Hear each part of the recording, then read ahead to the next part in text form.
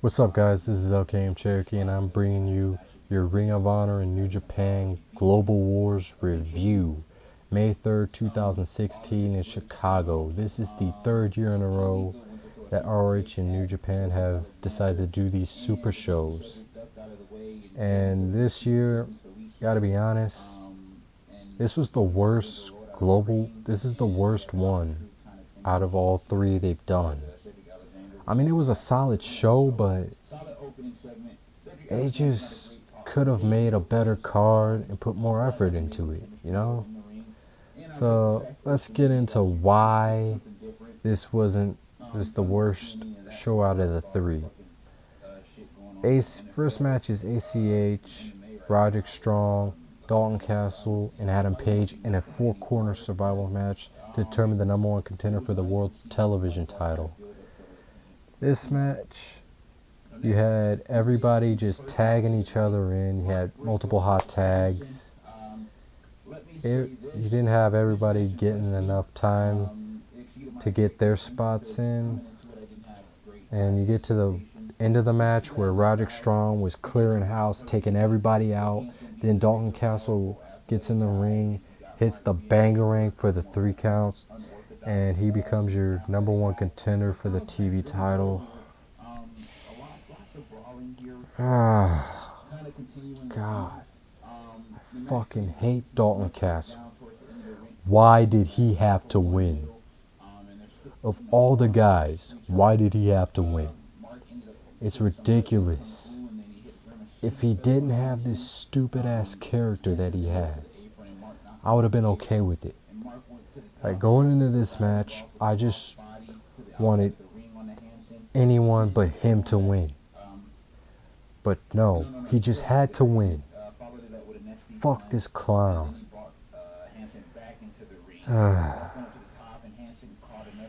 Moving on to the next match. The next match was the worst of the card.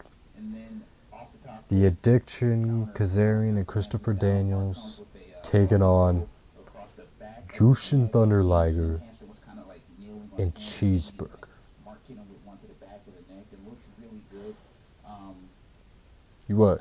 Leo Rush couldn't be there for this show, so we had to pick Cheeseburger.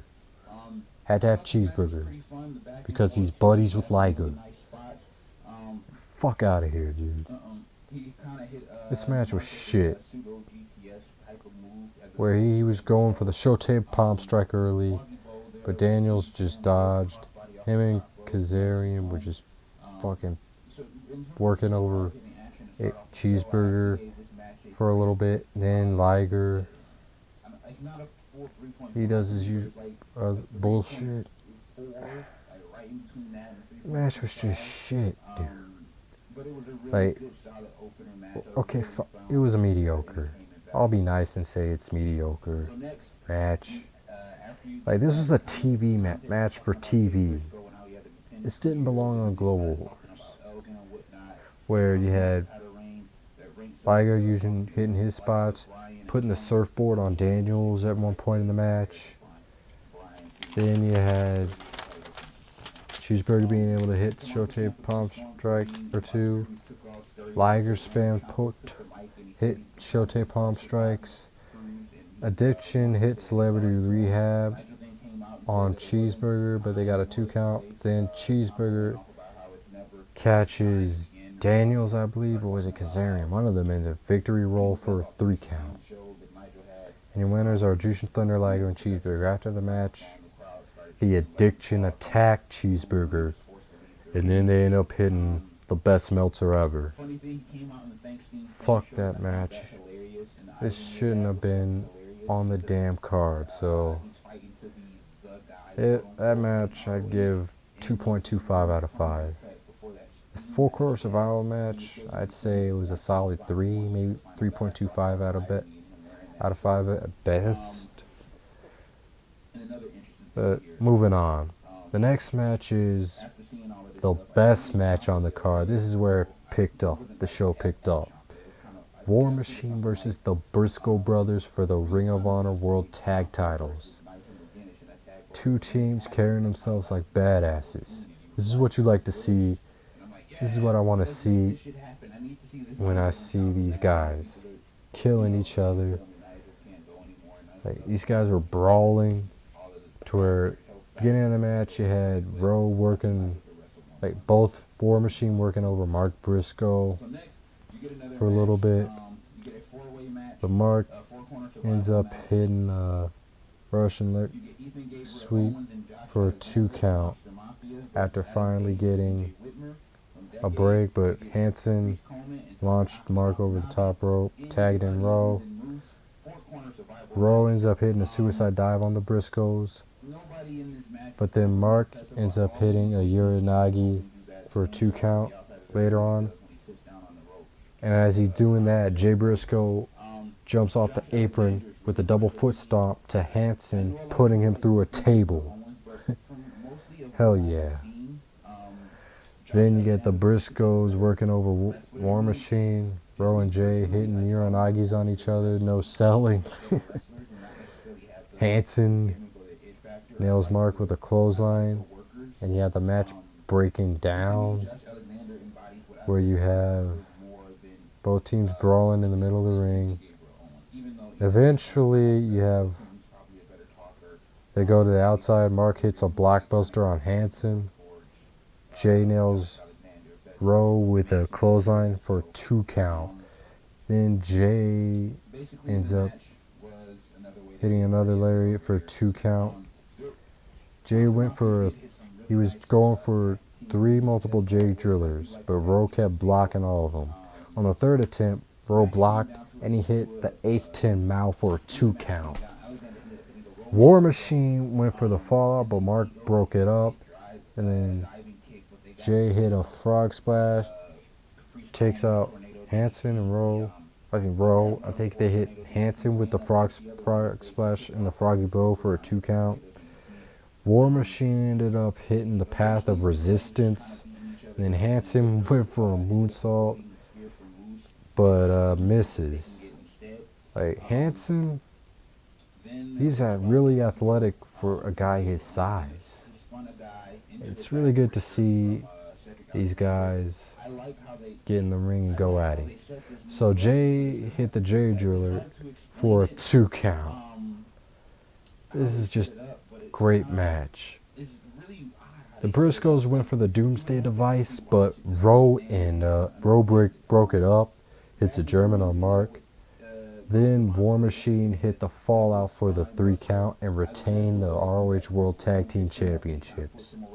Best match of the night. I'm giving it a 4.5 out of 5. A little biased, but hey, it's my review. And these 2 teams are 2 of my favorite teams in ROH, outside of Red Dragon, which they're the best tag team in wrestling today. So next up, we get Kyle O'Reilly and Tetsuya Naito, the IWGP Heavyweight Champion. This was a good match. Kind of quiets the crowd down a little bit.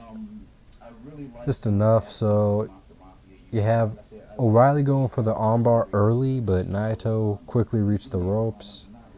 And O'Reilly begins to work over his arm just to set up that armbar. Where at one point in the match he hit a snap.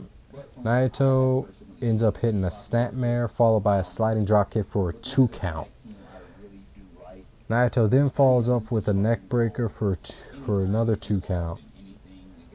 O'Reilly tries to mount a comeback, but Naito cuts him off with a reverse atomic drop, followed by a signature sling drop kick in the corner. So then you have O'Reilly hitting a striking combo, followed by a series of kicks to the chest. O'Reilly went for the rear naked choke, but Naito managed to escape quickly. O'Reilly puts Naito in the guillotine, and then transitioned into a knee bar, and then the arm bar. Naito ends up with the ropes before O'Reilly can fully cinch it in. Naito comes back, makes a comeback with a tornado DDT.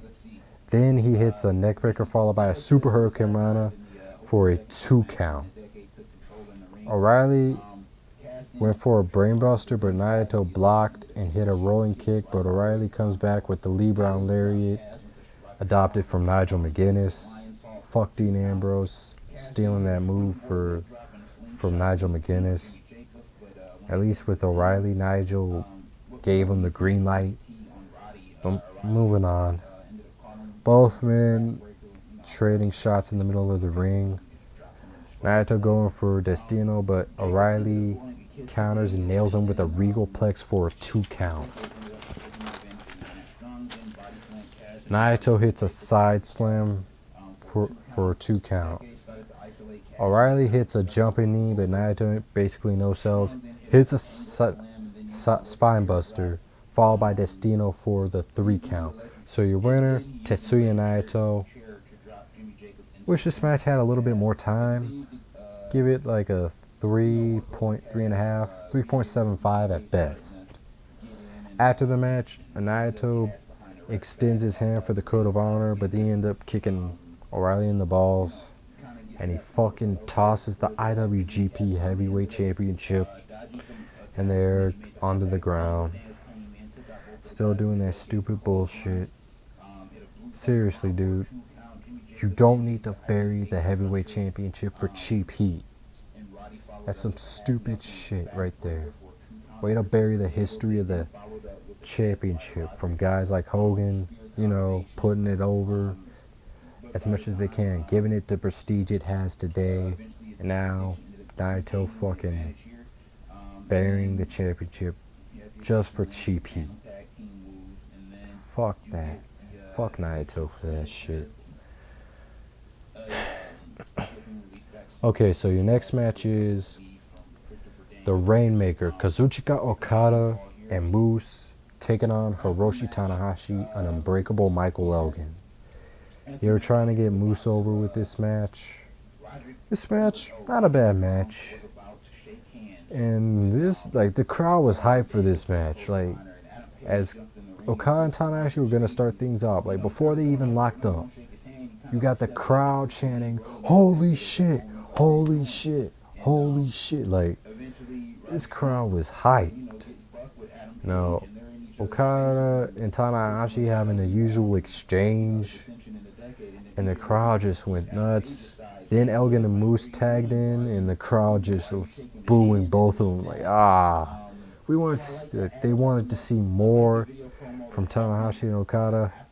But yeah, Moose and Elgin tag in, and they try to take each other down with a shoulder tackle, but it cancels out. Elgin ends up hitting a delayed vertical suplex, but Moose ends up no-selling that. Elgin then hits a roaring elbow, tags in Tanahashi, and Tanahashi would end up working over Moose with a series of forearms. Moose ends up hitting a rebound shoulder tackle on Tanahashi. Then Okada and Moose set Tanahashi and Elgin on top rope, and they hit synchronized drop kicks, sending both of them to the floor. Then Moose leaps up to the top rope and hits a crossbody onto Tanahashi and Elgin. So they go. Tanahashi's rolled back into the ring, and Okada tags in, works him over, hitting a neck breaker for a 2 count. Moose and Okada just continue to work over Tanahashi. Moose ends up hitting, can't remember the actual technical term of it, but I call it a 2-handed chokeslam for a 2 count. Tanahashi ends up dodging the spear. Moose goes for the spear, Tanahashi dodges, and Moose hits the turnbuckle. Elgin tags into the match. It has explosive offense. Elgin ends up hitting Okada with a slingshot power slam. Then goes to Moose and hits a German for a 2 count. Moose counters the buckle bomb and hits a back body drop. Elgin comes back and nails Moose with a lariat. Okada and Tanahashi tag in, and they're trading forearms. Tanahashi ends up hitting a dragon screw leg whip on Okada. then followed by a somersault senton for a 2 count. Okada comes back with a DDT followed by a sliding uppercut for a 2 count. Okada nails the... Actually, no, I already put that. Okada goes for the tombstone, but Tanahashi counters. And it goes back and forth where they're trying to hit tombstones on each other, but it doesn't work. Tanahashi ends up hitting a sling blade. Then Elgin tags in, and they're working over Okada together. Elgin ends up slamming Tanahashi onto Okada for a 2 count. Hits up Elgin, then follows up with a buckle bomb. But then Okada comes back with a reverse neck breaker. Elgin hit an enziguri followed by a Warren elbow to the back of the head. Moose comes in the ring, hits Elgin with the spear, and Okada hits the Rainmaker on Elgin for the 3 count. Holy shit, Elgin took a clean pinfall. That's something you don't see every day. Because usually Elgin's the one that's protected, but they're protecting Tanahashi. I guess to go into his ladder match with Kenny Omega at Dominion. But this is a solid match, 3 out of 5. To where you have Okada and Moose, to where they're trying to make a Moose better worker, so it really helps. And yeah, Moose and Okada celebrating in the ring afterwards. Shout out to Elgin for taking the 3 count, the clean pinfall, which he should have did that for Jay Lethal at Wrestle Kingdom 10. Salty about that to this day. But anyways, you got next match is World Television title on the line. Bobby Fish versus Tomohiro Ishii. This match was Fish as the underdog, where they were playing up that he's 39 years old and that he didn't have any more title shots left. Like, this might be his last title shot. This match was just Ishii working him over, just bullying Bobby Fish. Bobby Fish trying to get any amount of offense, and whatever amount of offense he did, Ishii would just shut him down. Every time Fish tried to mount a comeback, he would just keep shutting him down. And Fish would at some point, he would put locking a sleeper hold on Ishii, but Ishii ends up throwing him down.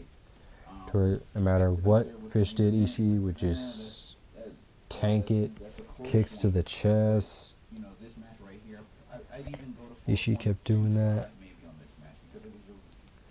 So, yeah, let's go. At one point, Ishii was lighting Fish up with a series of chops, as well as like his forearms and chops combination. Then Ishii was going for... Yeah, he ends up hitting a headbutt a few times. Fish hits a kick to the head, but Ishii responds with a vertical suplex. And then Ishii hits those series of chops. Fish, the last one taking him down, but he gets a 1 count out of it. Ishii goes for a superplex, but Fish blocks. Then Fish tries to capitalize with the diving headbutt, but Ishii rolls out of the way.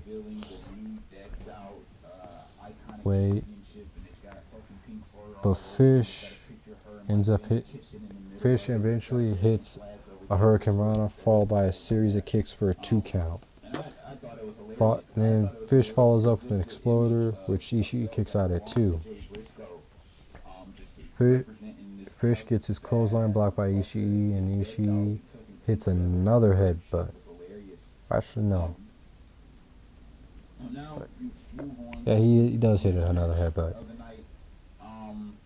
Ishii then follows up with a delayed superplex for the 2 count. So this is a really good match. This is our second best match of the night. O'Reilly and Naito being third. Fish ducks Ishii's sliding lariat, gives Ishii a kick to the head, but Ishii responds with a Saito suplex followed by a powerbomb for a 2 count. Fish then puts Ishii in another sleeper hold, but Ishii just launches him into the middle turnbuckle. Ishii follows up with a German for another 2 count. You have Fish and Ishii fighting on the apron. Ishii knocks Fish off the apron, but Fish recovers and kicks Ishii's leg from under him where he lands on the apron real hard. And then Fish manages to beat the 20 count. Ishii and Fish go back and forth again. And then Ishii would end up hitting Fish with a lariat for a 2 count. Afterwards, the end of the match ends with Fish hitting another sleeper hold.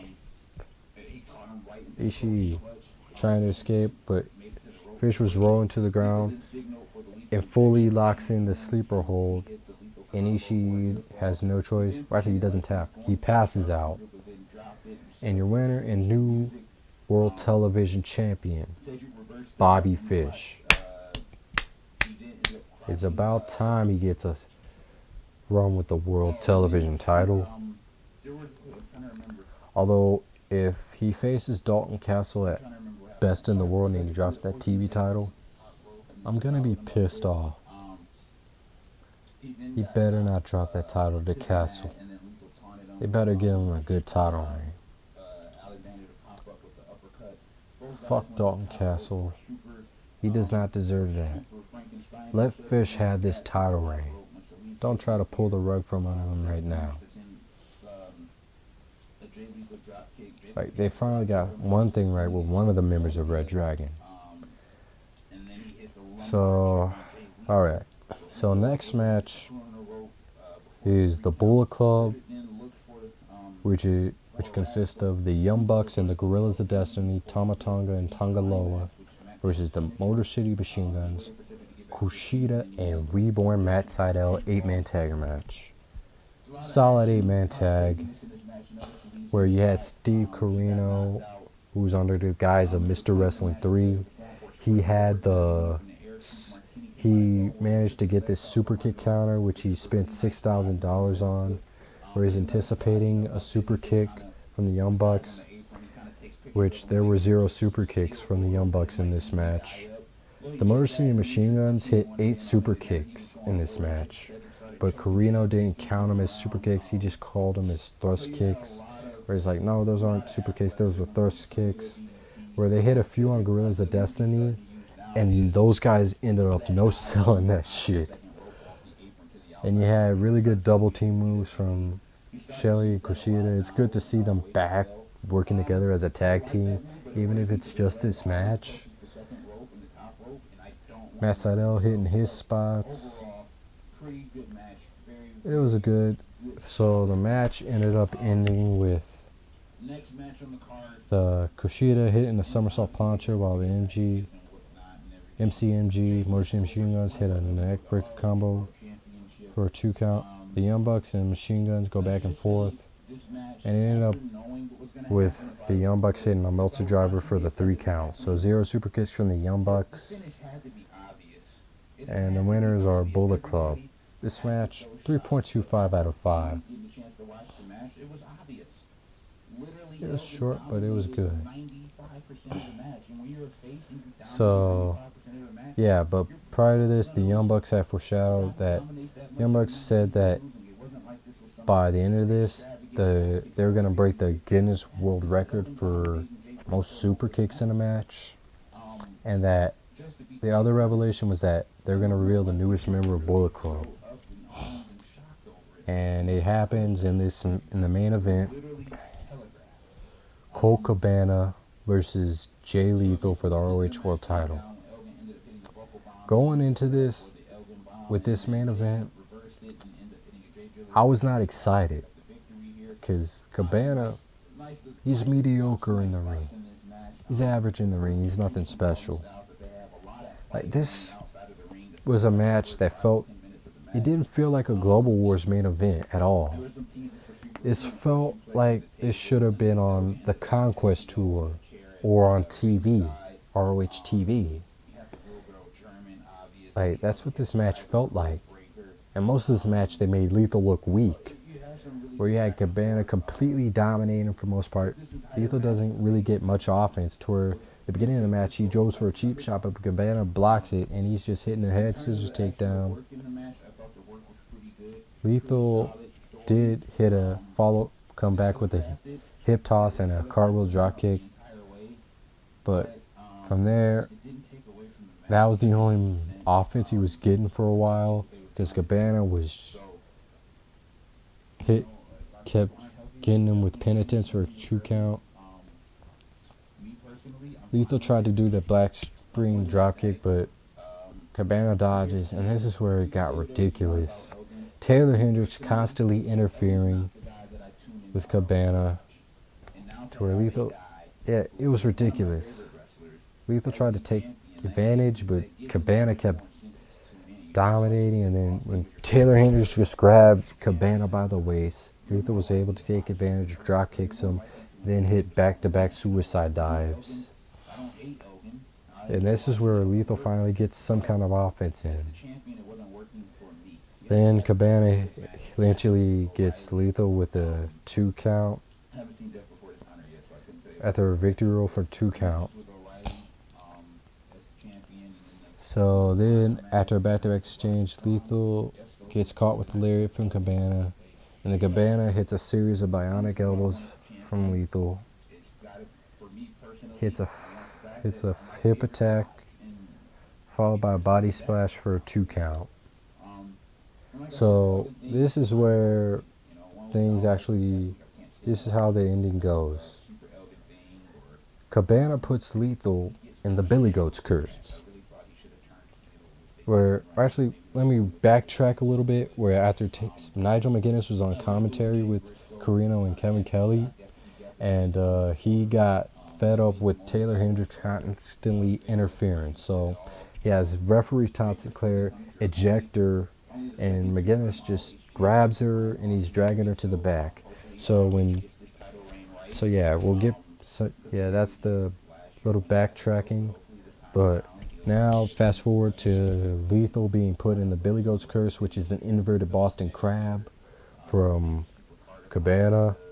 Hendricks comes out, pulls out the referee, starts screaming like, how did she somehow got herself free from McGuinness. And then the Young Bucks run out.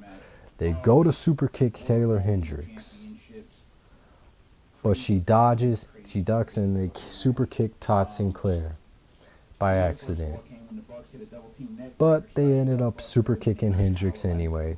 So the Young Bucks go into the ring, and they have Bullet Club t-shirts, and they're teasing that either Lethal or Cabana is the newest member of Bullet Club, which I already knew it wasn't Lethal because he's part of Los Ingobernables de Japón, which they established that at Honor Rising Night 2.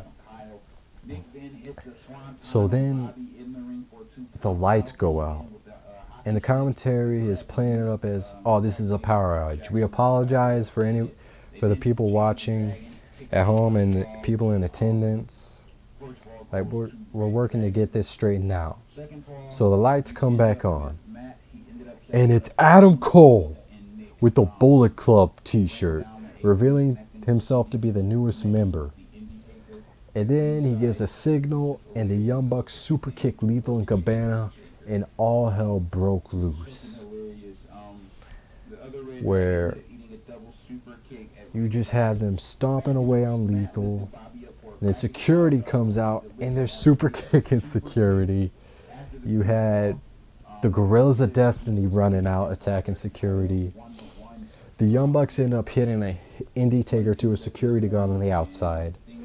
Then the Gorillas of Destiny just pull out a table.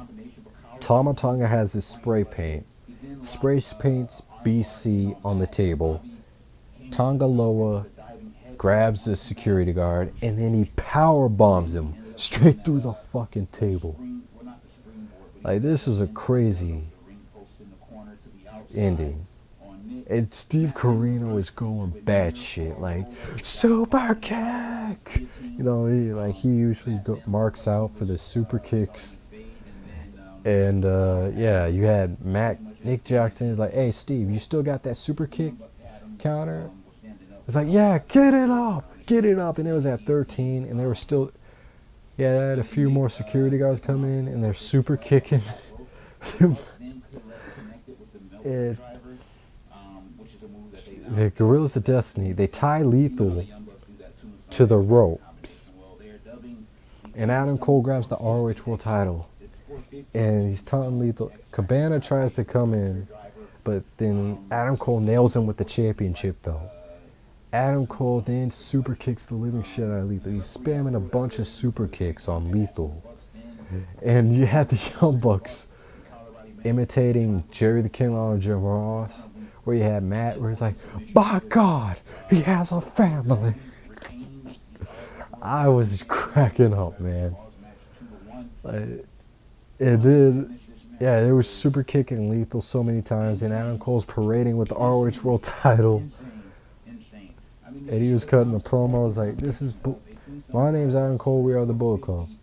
Newsflash, this is our house, bitches. Like, this is awesome.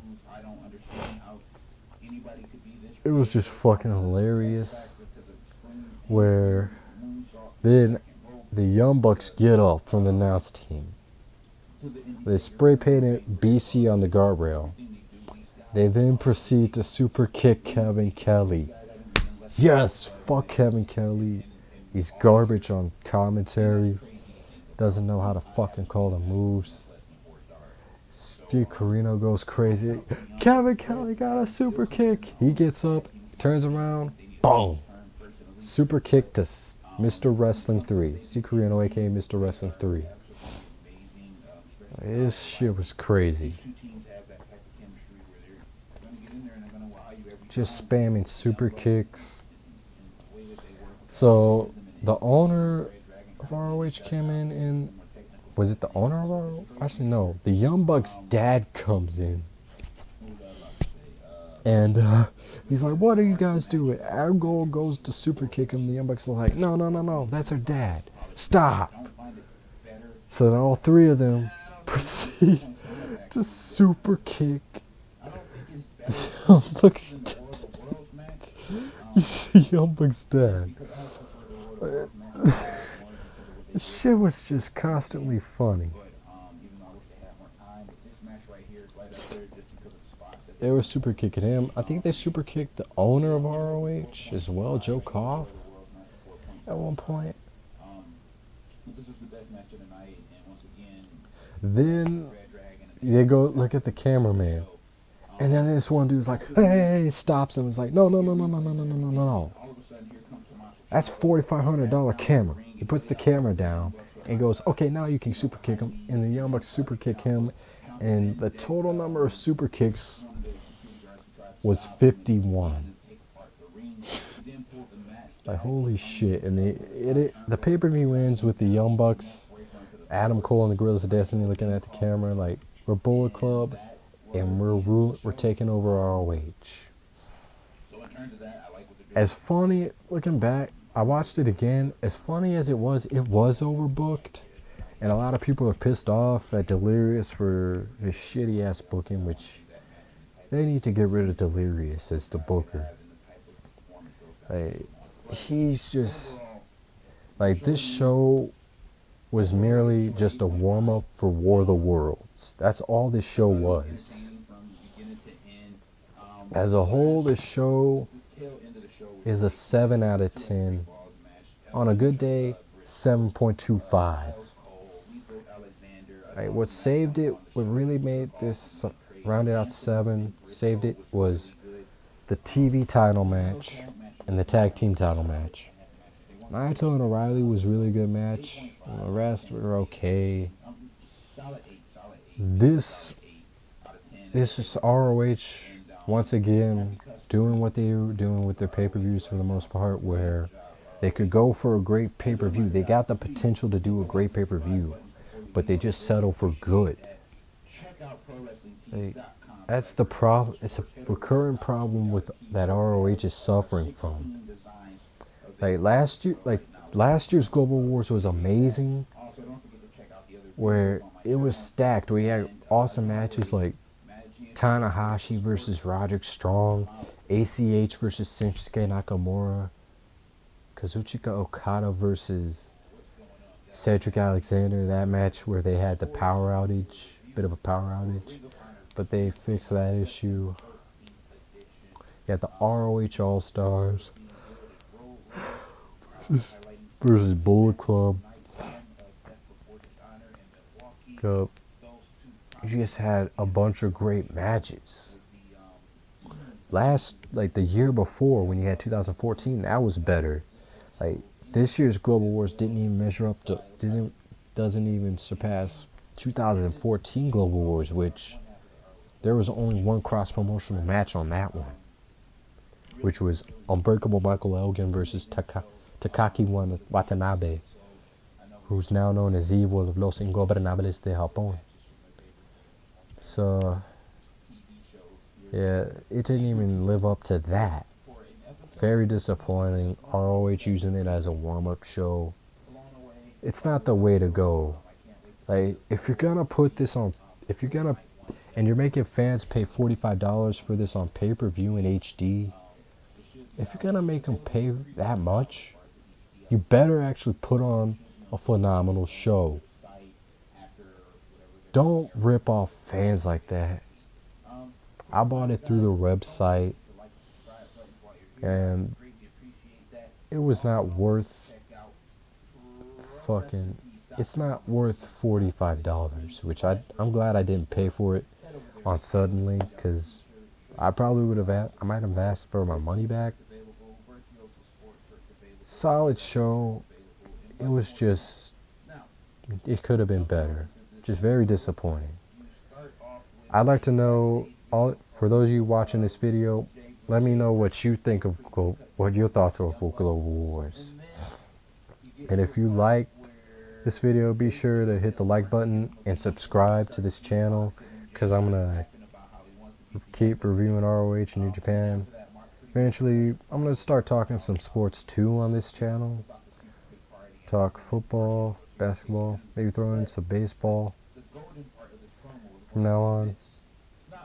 And I'm thinking about dropping a video giving my thoughts on UFC 198, which I'm getting ready to go watch right now.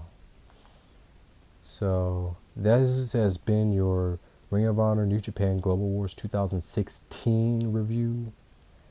And I hope to catch y'all later. Peace.